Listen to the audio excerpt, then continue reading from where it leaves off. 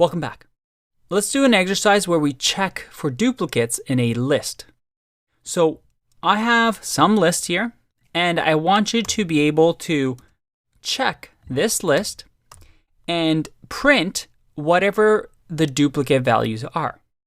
In this case, we see that N has duplicates and also B has duplicates. So I want you to print B and D as a list in here. How would you go about doing that? Pause the video, give it a go. Otherwise, I'm going to keep going with the answer. And by the way, you're not allowed to use sets for this. So for this exercise, you can't use the data structure sets. Instead, you have to just use conditionals and loops that we've learned in the past couple of videos. So give it a try, pause the video, and when you're ready, I'm going to go ahead with the answer. First, I'm going to create a variable called duplicates, and this is going to be an empty list that we're going to populate with any duplicate values. Next, I'm going to loop over this list, so I'm going to say for value in some list.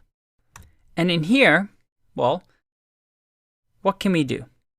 This is a tough one, but what I'm going to do is say if some list dot count. Remember, count allows us to count how many times an item in a list exists.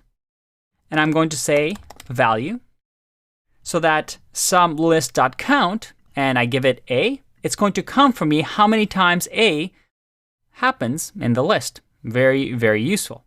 Again, if you didn't come up with that, there's many solutions to this problem. So there's no one right answer. I'm just showing you how I would have done it. Now here, I'm going to say, if that's greater than 1, in that case, that means there's a duplicate. So I'm going to add it inside of the duplicates. So let's just go ahead and say dot append, because I want to append, and in here, say value. And at the end of all of this, let's just print duplicates. Now let's see if this works. I'm going to click run. And all right, I get both B and N. But I don't need this duplicates. I just need to know what are the duplicates. I just need one instance of B and one instance of N. So what we can do here is do another if statement and say if value is not in duplicates.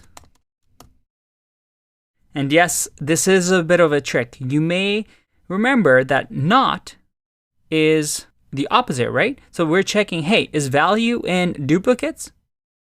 And not essentially says, hey, if value is not in duplicates, it reads like English. And this is going to evaluate to true and false. And then finally, make sure that we get the indentation right. We're going to append the value. So if I click run, I get B and N. Again, if you didn't get this right away, don't worry.